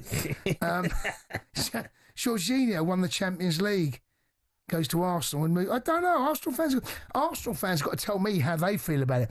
Personally, I couldn't care less. Well, you don't care because you're getting rid of all the dead rubber. We're not dead. Jorginho, Kai Havertz, Sterling and Kepa are the recent ones in the last 3 seasons. Yeah, Sterling's... You're buzzing getting them off your wage bill.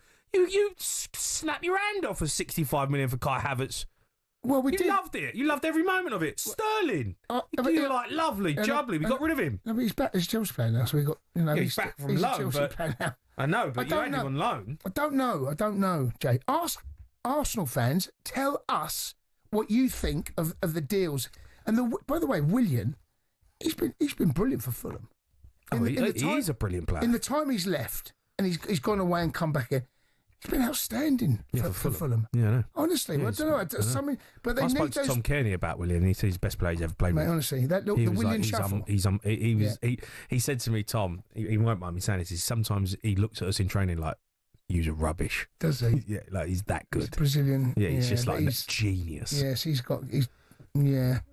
so fit. Yeah, but Arsenal fans can tell. It feels, just looking at it, it's like we've got.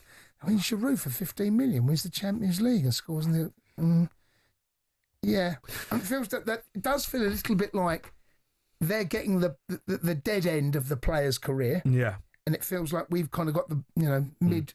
And then got Arsenal fans can have your say. Give us a call. We're going to be joined by Kevin Hatchard as well. He's going to talk about some transfer stories. You're listening to the Sports Bar on talkSPORT with talkSPORT Bet. Download the new talkSPORT Bet app today. 18 plus. Begambler.org.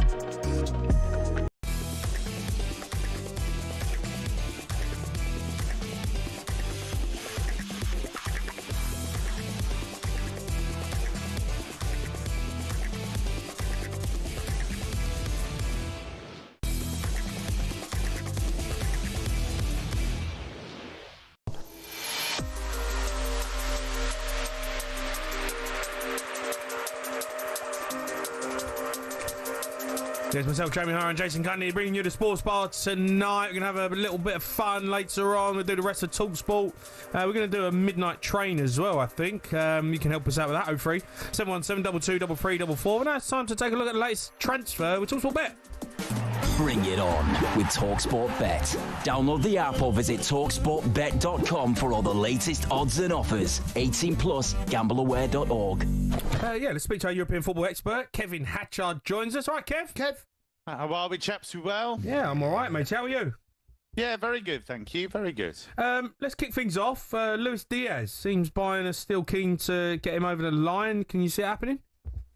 Yeah, I could see that happening. Certainly Bayern have got a fair bit of money burning a hole in their pocket because Wirtz was the one they wanted. And the irony is a big chunk of the money that they set aside for him, and he ended up going to Liverpool, could go to Liverpool. They're determined to sign a left winger. If you think of the way that their team is set up, Michael Olise has been so good on the right-hand side. He's pretty much uncontested on that side. He's one of the first names on the team sheet these days. So it's now about who's going to go on the left. They were linked with Nico Williams, but he decided to stay with Athletic Club after he decided not to go to Barcelona in the end.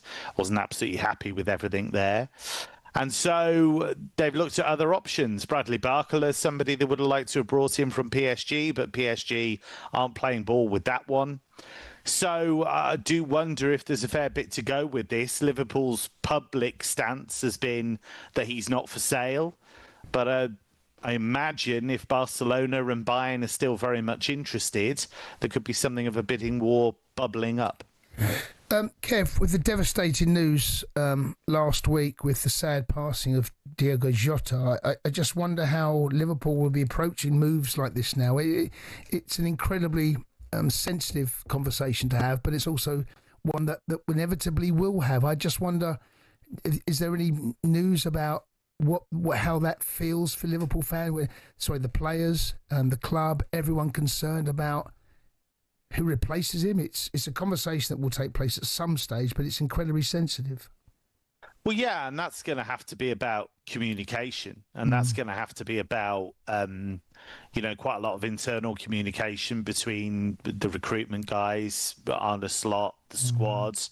I mean, the impression you get is that by and large they're a very tight-knit group, and that shone throughout their season, actually, and certainly with those title celebrations at the end of the campaign. So, yeah, it's an incredibly unusual situation. It's an incredibly raw situation still. And it's something that I'm sure they'll approach with, real care and a really light touch. So, yeah, in the end, it'll all be part of that kind of squad building procedure.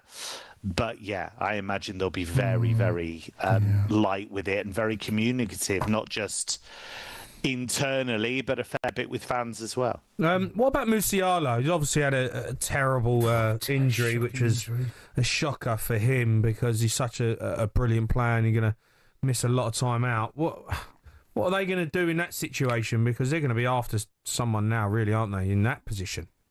Yeah, it really breaks my heart, this, because he's a lovely fella. He's a brilliant footballer, and he's only just come back from injury.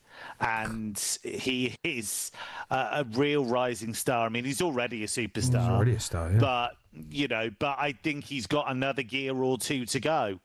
And I hope that this doesn't, adversely affect that. I hope it doesn't rob him of getting to the level that I think he's capable of getting to.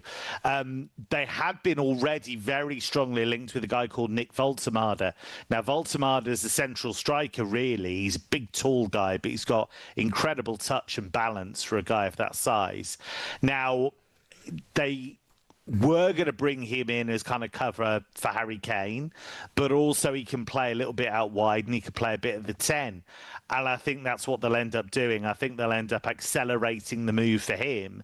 But of course, they've lost two 10s now, really, in the sense that Musiala's gone and Thomas Müller's ended his stay with Bayern because that game against PSG was his final game for the club. So they've still got a bit to do in those attacking areas. They want a left winger, and now they absolutely need a 10 to come in to try and at least cover Musiala in the short term. Moving away from the German giants, what's the latest with Osman? Number of clubs are interested in him, and he's one of these players. Every single window, Kev, his name pops up and somehow disappears again. Yeah, because he doesn't mind doing things differently. And he went to Galatasaray last season and he did very well. I think he settled really well in Istanbul. The fans absolutely love him. And Galatasaray have been moving heaven and earth ever since to try and make this happen on a permanent basis. They've not yet reached an agreement with Napoli on that, but it does seem like it's getting a bit closer. He's twice turned down a move to Saudi now. He doesn't seem interested in a move there. And I can see this Galatasaray move happening, which I know will baffle a few people because you're talking about an elite striker. But Turkish clubs have a lot of money. It's a great city, Istanbul. And he has absolutely loved playing there. And they've won trophies. Look, what's going on in the Premier League? Crystal Palace, they've agreed a deal to sign Borna Sosa from Ajax, about £3 million. Is there any other big deals happening as well in the Premier League, or teams like Crystal Palace looking to bring in certain players that we may not know about? Well, first, Borna Sosa is interesting because it's a guy that people may or may not know. He came to prominence really with Stuttgart in Germany, and he's got an amazing left foot. And I think for the system that Palace play with that wing back down the left, I think he's perfect for that. I think he would give them something different. He's quite different to Tyrick Mitchell. He's not as good, I don't think, defensively as Mitchell, but I think with that left foot, the crosses that he can put in from those areas. And considering the money it is, I mean, it's peanuts really in the grand scheme of things in the modern game, you know, to pick him up for €4 million. So I think he's a good fit tactically for Oliver Glasner, who will know him already from his time when he was at Stuttgart, from when Sosa was at Stuttgart. So I think that's a really interesting one. And another potential signing from Germany, which has been bubbling under for a while, is Anton Stark. Now, he's a bit of a fixer-upper in the sense that he's been a Germany international. He's been in the squad. He's primarily a defensive midfielder. He can drop into the centre-back position as well. And at one stage, he did look as though he was a bit of a rising star. And then he went to Hoffenheim, and it all kind of slowed down a bit. Hoffenheim have had a really bad season. He's done okay, but I do think there's something in there, and I can see why Daniel Farke and Leeds would be interested in bringing him in, because I think he's somebody that you could get a tune out of, and physically I think you could cope with the Premier League. Okay. Kev, you're a star, mate. Cheers, Kev. Cheers, chaps. That's Kevin Hatchard there, European football expert. That was a look at the latest action. Thanks to talkSPORT Bet. Terms and conditions apply. 18+, BeGambler.org. Bring it on with talkSPORT Bet. Download the app or visit talksportbet.com for all the latest odds and offers. 18+, gambleaware.org. Right, we're going to have a bit of fun with the rest of talkSPORT next. Plus, we are going to do back pages and a midnight train. We need your help. You know what to do. Give us a call. 03717 22 3344.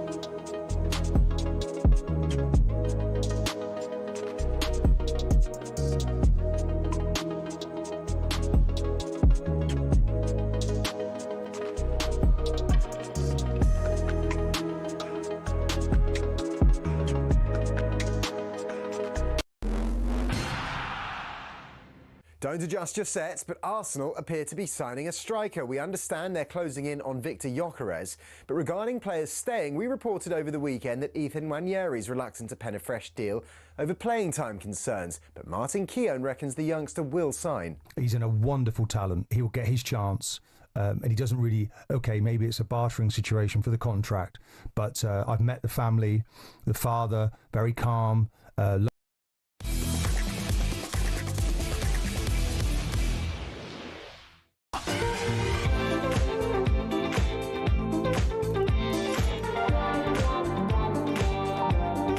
You listen to the Sports Bar on talkSPORT. We're Jeremy and Jason Cundy. Got a midnight train. Help us out. 03 1017 223344. But first, British and Irish Lions face the toughest test on Australian soil so far this Wednesday afternoon. They take on the ACT Brumbies live and exclusively on talkSPORT 2. We get into the business part of this one, folks. Jamison Gibson Park picks, goes around the edge, gives to Maro. It's OJ who gets over the line. See great players performing well, and it gives you extra motivation. Mac Hansen returns it back in field, and Gary Ringrose will score for the Lions. You can never take for granted winning on these tours. It's a fascinating psychological thing about tour life, especially when you've got players from different nations who ultimately all want the same goal, which is to be a test lion. You have to stay open-minded, otherwise a closed book is not good for anyone. He will offload to Mitchell. They feint right, go left. Alex Mitchell with another feint and scores the try. Obviously, this can be a great opposition. The Brumbies have done brilliantly. Tom Wright has it. Look at a link up on the outside. He might go himself. Oh, that's outstanding. But for us, it's testing how we're going to get better, trying to implement our game. This is the tour now. It's not yet to come. This is it now. This is the present. If we play well, that'll help the team, but the team has to win. You talk about personal performances and players stepping up, but the team has to keep winning. Yeah, talkSPORT is the place to be as we bring you live and exclusive commentary of every single Lions game of the tour. Now it's time for this.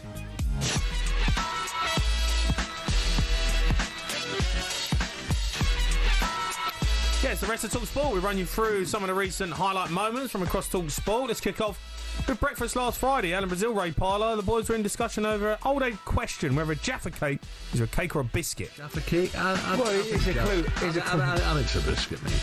Do you? Yeah. No, yeah. Well, it's a clue in what they're called. Jaffa cake. No, but a cake is a sponge or a... well, it is quite spongy, isn't it, Jaffa cake? Yeah, but they're not like you just ate. What do you got? Digestive? Yeah. Which is a bit more proper, harder. Biscuit. Yeah, biscuit. They're a lot more spongy, aren't they? Yeah, that's ridiculous. I don't eat them anyway, so I'm not really bothered with a biscuit or a cake. You're only I'm peanuts. I'm savoury, yeah. Yeah. Crisp and peanuts and all that sort of stuff. All been there. Yeah, well, I do love a Jaffa cake. What's your favourite biscuit? My favourite biscuit is a chocolate hobnob. Oh, I do like a hobnob. They're heavy, though, hobnobs, mate. Two of them, mate, you fall. Yeah, that's fine. Just with a cup of coffee, hobnob. What? Sorry, a coffee? Yeah, what's wrong with that? I have a hobnob with a coffee. What'd you have it with? With a cup of tea.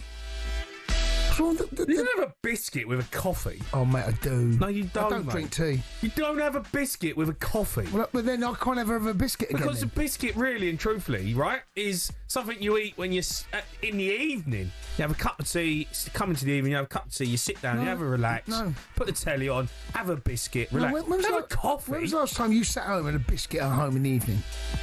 All the time. What are you talking about? Monday to Thursday, you don't. Well, yeah, most of the time I'm with you, but... No, so here's what I don't wake up. You have a coffee, it wakes you up. You have a coffee in the morning, right? Gets you going. Yeah. You have a biscuit with it, do you? No, not in the morning. Unless you're in a fancy cafe and you get the little Biscoff ones. A biscuit in the morning, Jay. Jay, I didn't say the morning. Let me tell you what time I have it. Yeah, please start ridiculing. You don't have a hobnob with a coffee. Jay, about half 3 o'clock, half 3. Biscuit, chocolate hobnob, coffee. Great shout, mate. No, I'm not having it. I'm not having it. No, I'm not having it. No? No. What should I have? A tea. So let me get this straight. Have a cup of tea. So let me get this straight. So if I swap the tea for a coffee, you'll be happy. What's wrong with the coffee in the afternoon?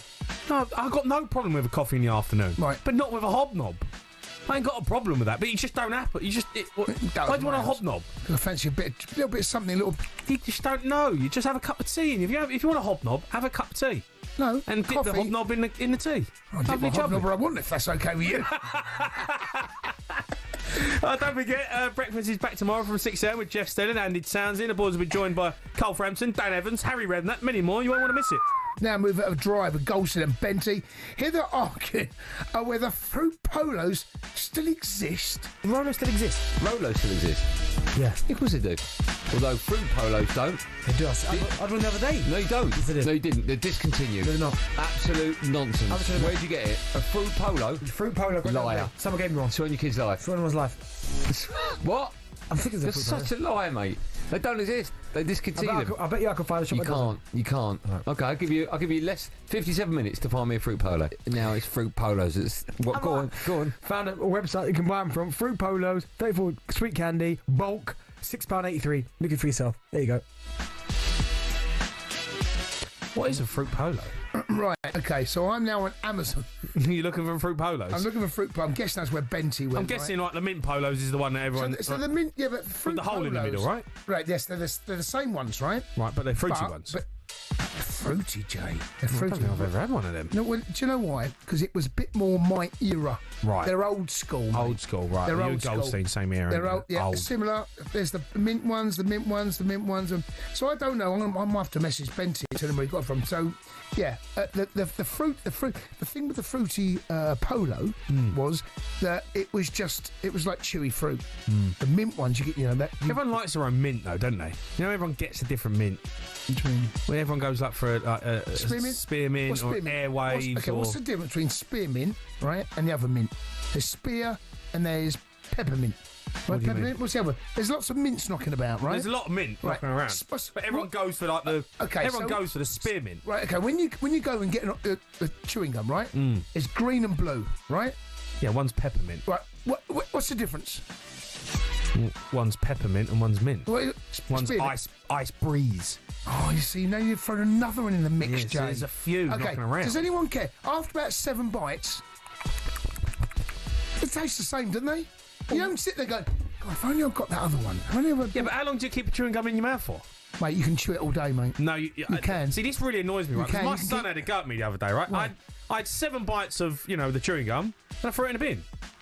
Oh, mate, and he's like, what are you doing? I'm like, poor. Well, once the flavour's gone, why do you want to just chew on something that tastes of nothing? The flavour can't go after 7 chews. Oh, do 7 chews.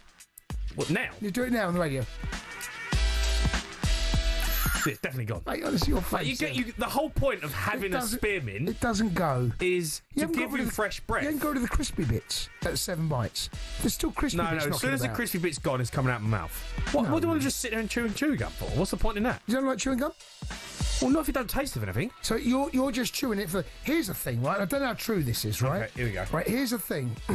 I heard once... Oh, here we go. Do you know what I'm going to do, right? No, go on, no, I'm going to Google this, No, just say what you're going to say. Now, right? Let it come out your mouth. So here's what I heard once. Because I feel like you want to try and suck it back in. No, I'm going to tell you exactly what I've heard, right? Here's what I've heard once, right? Is that the chewing motion of your mouth, your stomach, belly, whatever you want to call it, is getting ready for food. Yes. Therefore, the inside starts preparing the acid to break down the food. Yes. So you lose weight. And when the acid's going, where's the food? Yeah. I know. Look up the mouth, going, come on, swallow. Yeah. Swallow. Yeah. So there's no, and eventually you chew for about 3 hours. You're looking at the acids going, where's the... Come on, bring the food down. Apparently, it's not good for the gut.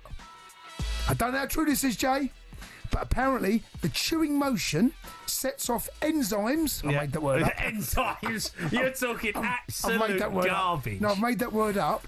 But apparently, what happens is acid starts appearing in the tummy to break down the food it's expecting because of the chewing motion. You're talking so much waffle, I tell you what mate. I do, right? You're talking so much waffle. Right, I tell you what, right? I might be. You're talking waffle, right? mate. I might.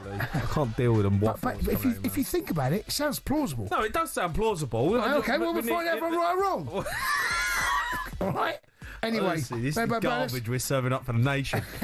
Anyway, the boys are back from Drive on 4. Okay, let's stay with Drive. This time, Goldstein suggests he's a bigger celebrity than the Gallagher brothers. I was in the reception foyer as I arrived, and they were there, and I was having a little chat with them. So I've got 2 members of Oasis here. You know what I mean? The hotel are quite busy with Oasis fans. And I had your Travis Scott mockers on, not yours, mine. Yeah. And one guy goes, "Oh, Goldstein!" And I was like that, talking to both of them. "Oh, Betty, you know you're wearing them?" And I was like, "Yeah, I've got them. I bought them from him, actually. Didn't get a deal. He told me." Yeah, he hasn't gone, yeah. And I was like, "You must know who I'm talking to. You must," because obviously he's there for Oasis. Yeah. I had no idea it was them two. I was like, "Have a photo with them quickly." So you trying to tell me that you're more famous? No, than I was trying to say. I think you're trying to drop No, that I'd in. never do that. I'm trying to say if the fella's listening today, he'll be kicking himself. Goldstein, honestly, he's an absolute, he'd eat himself if he could, wouldn't he? Damn right he would. Honestly. So anyway, back on the chewing gum one. Oh, right? here we go. Chewing gum can have mixed effects on stomach acid. And I did say enzymes, but I mentioned potentially worsening acid influx for some individuals while offering relief to others. While it can increase saliva production, it helps neutralise acid. There you go. That can also trigger excess acid production or relaxation, or it. I can't say we'll that just word. have it ready then. Do you know what I mean? Leading Get to over acid it. reflux. Okay, well, Jay, just, it's what Gaviscon's made Jay, for. what I'm saying is the chewing motion creates acid in the tummy. Okay, right. Are you talking? I Right, just, absolute nonsense. I'm just saying, mate. Nonsense. Don't forget, driving's back tomorrow from 4 p.m. where the boys will take your calls for all the best bits of talkSPORT every day. Make sure you check it out on the talkSPORT Daily Podcast. Don't forget, download talkSPORT app where you can swipe between talkSPORT, talkSPORT 2, all of our other sister stations. You never miss a moment of garbage.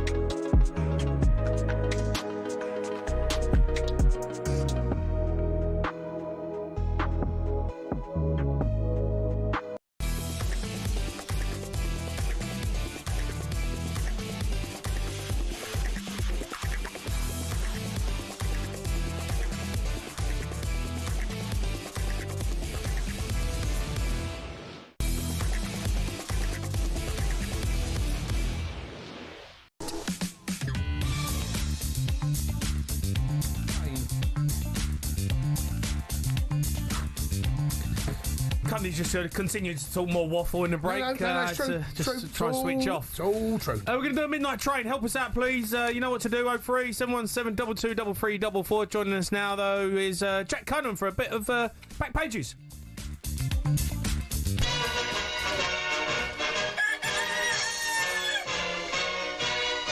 JC. Right, Jack. Evening, lads. How are you? I'm good. I'm not too bad. A nice weekend. Just moved to London, actually. So. Have you? Yeah, I'm living in Croydon. Yeah, East right. Croydon. Brought the bed covers with you? Yeah, have you? Oh, that's a wounder.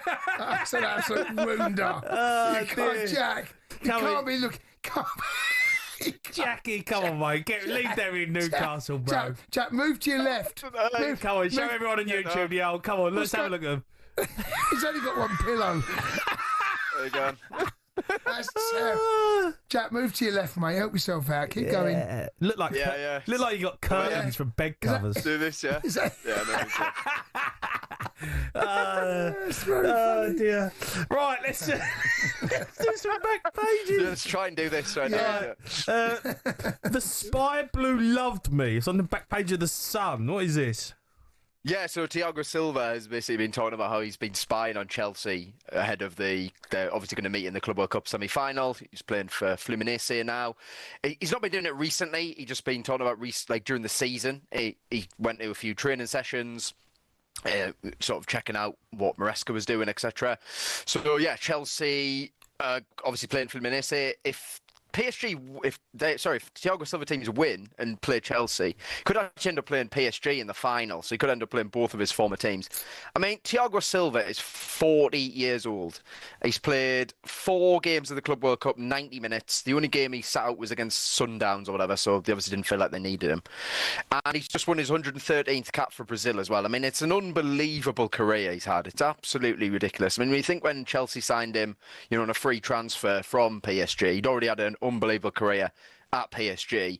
I think people thought maybe he was coming towards the end, and then he got to the Premier League and he made it look easy, to be honest. Certainly in the middle of that back three, thought he was absolutely so good for his age, and it's ridiculous he's still going now at 40 years old, and he's got a chance of potentially knocking Chelsea out of the Club World Cup, of course. We'll have to see how that goes, but it's just the longevity of his career. We need to give it the respect. He's one of these footballers that makes the game look so easy, and the best players seem to have so much time and space, and I don't quite know how they do it. Anticipation of danger just sees danger. Something you can't. It's hard to teach. Yeah, and he makes the right call. Rarely do you see him on his backside flying around like I used to, trying to win balls. And it's just there are certain players that transcend even the best players in the world. He will go down. If you ever come back in 10 years' time, 50, whatever it might be, and you want to pick, the 50 best players in the world, he is in that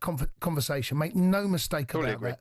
His record is remarkable. And yeah, we all love him and appreciate him, and I just hope that we get past him on tomorrow evening, as it is. Back page of the Sun. Cunha starts for United. Matthias Cunha turned up his first day at work at Manchester United yesterday. He looks pretty relaxed, and why wouldn't you be? But he's part of a massive rebuild, isn't he? Yeah, I mean, obviously Manchester United are looking to make a lot of changes this summer. So Cunha has arrived for his first day of pre-season training today. He turned up in a Mercedes van along with Andre Onana and a few others. Big absentees were Marcus Rashford, Jadon Sancho, Anthony and Tyrell Malacia. They've all been given extended time off to try and find moves away. And then if that doesn't happen within, I guess, a couple of weeks, they will then turn back up to Carrington. And I guess it'd be quite awkward considering Cunha has took Rashford's number. So I'm not sure how that'll go down. Well, when they actually it is, isn't it? You have to suffer it as a player. It happened when Cundy played. It happened when I played. Klinsmann took my number. Klinsmann took my number. It's still happening now. Do you know what I mean? Like they want you out the door.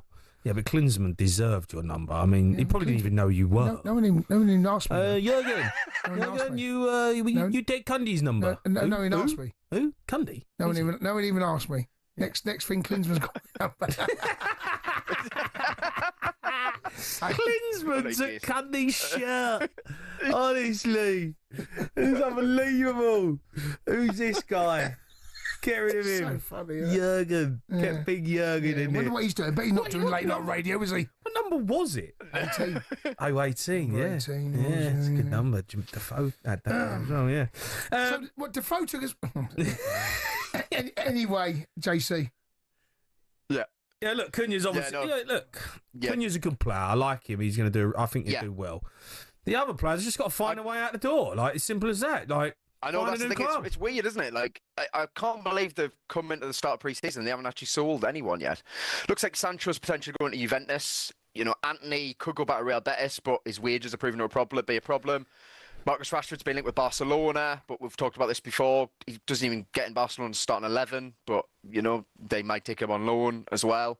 Just feels like they're pretty useless at getting rid of the deadwood and the players who they don't want, to be honest. It feels like they really struggle. They've struggled at that for a long time. And that's why they've ended up with, the only reason they got rid of Victor Lindelof, for example, is because his contract ran out. He would have still been there otherwise. They're not going to sell him. Yeah. Simple as that. MPs could vote on Premier League free-to-air plan. It's on BBC Sport. Don't make me laugh. I know. Well, so it's not. Don't get us wrong. It's not to make every single game free to air. It's for 10 games a season to be free to air. It's a part of the independent regulator that is going to be introduced or supposed to be getting introduced. I don't know what's happening with that. But anyway, the Lib Dems have proposed that 10 Premier League games a season. Yeah, the Lib Dems. Yeah, are they paying for it? Yeah. Well, who's paying for it? No. Who's paying for it? Honestly, this is the biggest. It's one of those ones where it's a good idea in theory, but it's not going to happen, is it? Because obviously the cost to watch your football team is a lot.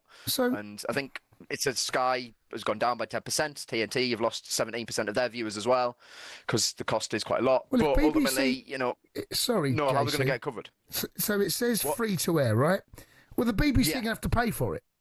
Well, exactly, yeah. Fine, if they pay for it, then we all benefit. Well, who pays for the BBC? Well, we do, but Exactly, that's fine. So we're paying for it. But it's fine. It's not free then, is it? But if they want to put the money behind it, and I'm all for this, but if the BBC, if the MPs think they can vote this in and force the BBC to pay, that would be very interesting. I'm all for it, but don't make me laugh. Yeah. Honestly, don't make me laugh. Do you know what you should do? And be honest, I don't think they'll probably get voted against as well. Do you know what you should do? Download the talkSPORT app, which is free, and you can listen to us live and exclusive pretty much every night. What a company man you are. That's what you get. There we go. talkSPORT, free to listen to. That's it. All of them. That's it. He's done this rodeo before. No, Jay. Do you know what I mean? I think get add invoice for that one. It's true though. We are free. We're the Premier League station. You can't get away from it. Can't get away from it. We are free. What else we got? What's on the latest on the talkSPORT website?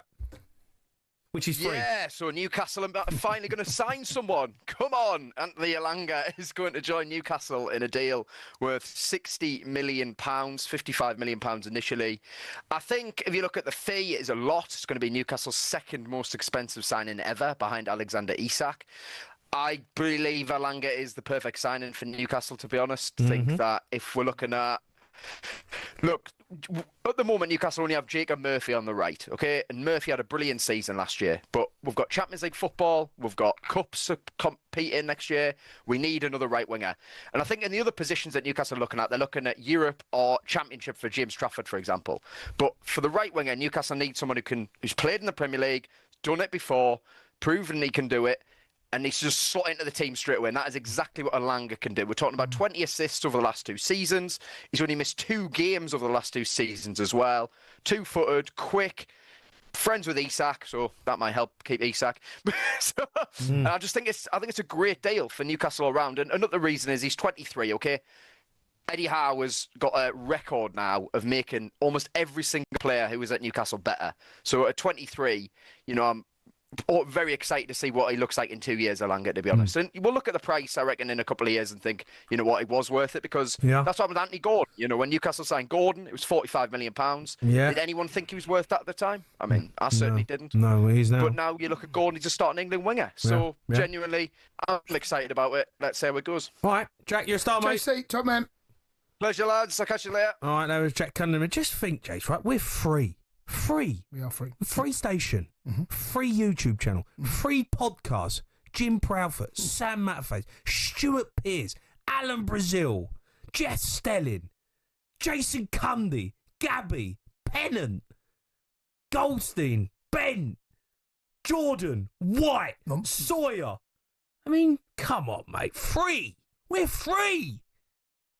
Shambles, mate. Everyone else free. Everyone else is. We're not charging enough, mate. This station's still free. It's a joke. Those are your back pages.